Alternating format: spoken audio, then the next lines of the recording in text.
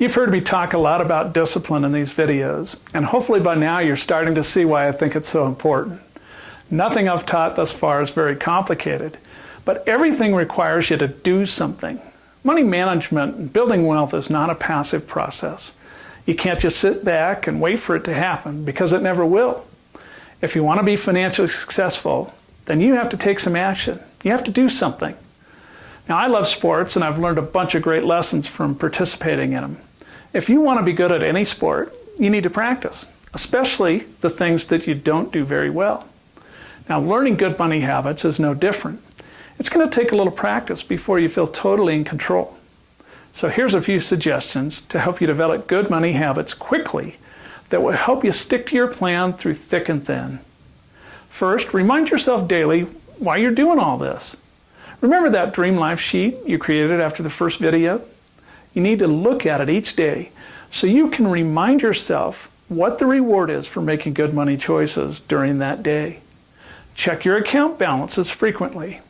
You know, it's hard to make good decisions if you don't know where you're at.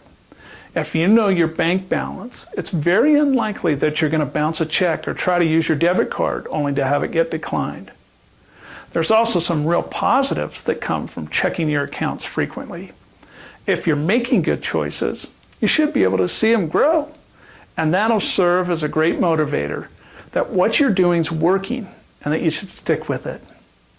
Next, review your budget at least weekly.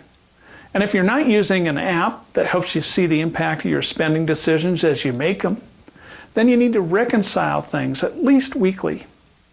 Just track your spending in each category and see if you're staying within the budget that you've set. A weekly look will help you spot the areas where you're getting close to your limits, and that'll serve as a reminder to limit your spending in that category so you stay under your budget. You should have a monthly financial counsel every single month and review your finances with your spouse or significant others. Money problems are the #1 cause of divorce, and this monthly meeting is just one way to make sure that you're always on the same page. Review your income for a month, review your expenses, check your balances in all your accounts, and then discuss major purchases or unexpected expenses and how they're impacting your plan.